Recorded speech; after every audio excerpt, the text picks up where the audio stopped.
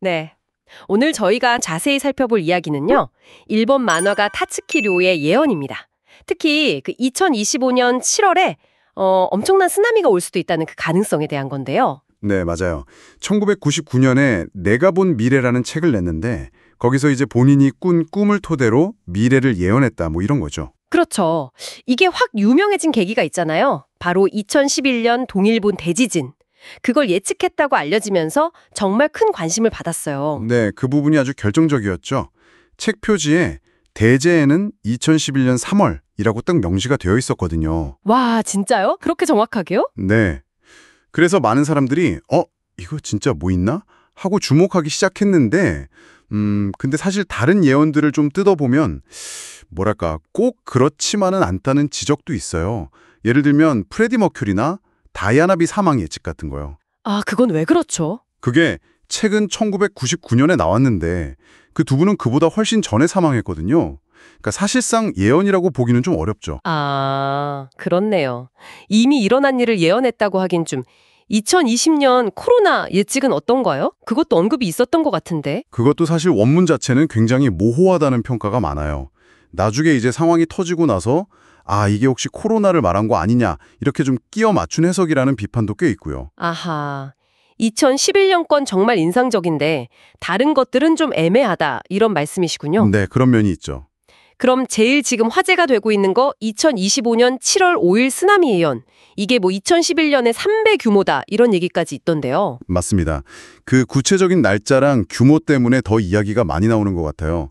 심지어 일부 팬들은 여기서 또 어떤 파탄을 찾으려고 하더라고요. 5의 배수 법칙 뭐 이런 식으로요. 5의 배수요? 그건 또 뭔가요? 그러니까 2020년 코로나도 그렇고 2025년 이 쓰나미 예언도 그렇고 5년 단위로 뭔가 중요한 사건이 예언된다. 뭐 이런 주장인 거죠. 허허, 흥미롭긴 한데 약간 좀 그런 패턴 찾기는 어떻게 봐야 할까요? 글쎄요. 전형적인 사후 확증 편향일 가능성이 높다고 봐요.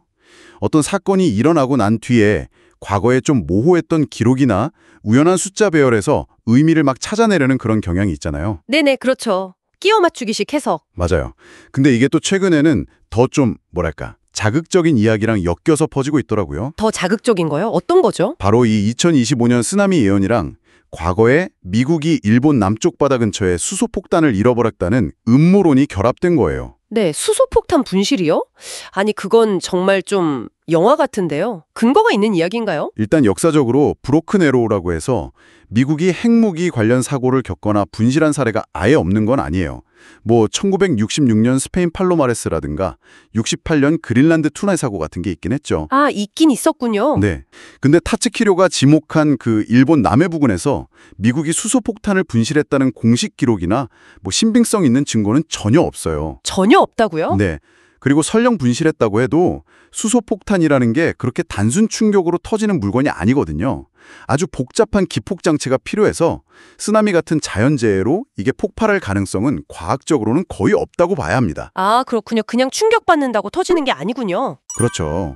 그러니까 이 음모론은 좀 예언이랑 결합되면서 더 자극적으로 부풀려진 이야기일 가능성이 매우 높다고 봐야죠. 휴, 다행이네요. 과학적으로는 가능성이 희박하다니. 그래도 만약에 정말 만에 하나 예언처럼 엄청난 지진이랑 쓰나미가 온다면 그 영향은 어느 정도일까요? 자료 보니까 관련 예측도 있더라고요. 네, 뭐 자료에는 그런 가상 시나리오까지 나와 있긴 해요. 만약에 진도 9.7급 지진에 최대 120m 높이 쓰나미가 발생한다면 일본은 물론이고 대만, 필리핀, 중국 해안 그리고 우리나라까지 영향을 줄 수 있다고 예측하더라고요. 우리나라까지요? 어느 정도 수준으로요? 네, 한국의 경우는 제주도 남쪽에 한 30m 정도, 그리고 부산 같은 남해안 지역에도 영향이 있을 수 있다. 이런 시나리오죠. 쓰나미 도달 시간도 추정하는데 일본이나 대만은 한 3시간, 제주는 3에서 4시간, 부산은 4시간 반 정도 걸릴 수 있다고 보고요. 와, 30m면 정말 상상하기 힘든 높이인데 근데 이건 어디까지나 그냥 만약을 가정한 시나리오인 거죠? 맞습니다. 그리고 이 분석 자료를 쓴 원 저자도요. 개인적으로는 2025년 7월 5일에 아무 일도 없을 거라고 생각한다고 분명히 밝혔어요. 아, 저자 본인도요? 네. 다만 이제 이런 정보 공유를 통해서 우리가 재난 대비의 중요성에 대해서 다시 한번 생각해 볼 계기는 될 수 있지 않겠냐. 뭐 이런 취지로 보입니다. 자, 그럼 정리를 좀 해볼까요? 타츠키 류오의 예언. 이게 2011년 동일본 대지진 예측 하나는 정말 강렬했지만 다른 예측들의 정확성은 좀 논란의 여지가 많다. 그렇죠. 그리고 2025년 쓰나미 예언과 관련해서 나오는 오해 배수 법칙이라던가 분실된 수소폭탄 같은 이야기는 객관적인 근거가 좀 부족한 음모론에 가깝다고 볼 수 있겠고요. 네, 그렇게 정리할 수 있겠네요. 아마 핵심은 이 예언 자체가 진짜냐, 아니냐 이걸 넘어서서 왜 우리가 이런 이야기에 이렇게 끌리는가 하는 점인 것 같아요. 아, 바로 그 점이요. 네, 과학적 사실 여부를 떠나서 미래에 대한 어떤 막연한 불안감이나 또 인간의 상상력 같은 게 결합되면서 하나의 문화 현상처럼 소비되는 측면이 있는 거죠. 여기서 우리가 얻어야 할 교훈은 예언을 맹신하기보다는 언제든 닥칠 수 있는 자연재해의 가능성을 인지하고 대비하는 자세, 그게 아닐까 싶습니다. 네, 맞아요. 대비의 중요성, 그게 핵심이겠네요. 그렇다면 마지막으로 이런 질문을 한번 던져보고 싶습니다. 왜 우리는 때로 근거가 부족하다는 걸 알면서도 이런 예언이나 음모론에 그렇게 마음을 빼앗기는 걸까요? 불확실함 속에서 어떻게든 패턴을 찾고 뭔가 미스테리한 이야기에 의미를 부여하려는 우리의 마음은 도대체 어디서 오는 걸까요? 한 번쯤 생각해 보시는 것도 흥미로운 시간이 될 것 같습니다.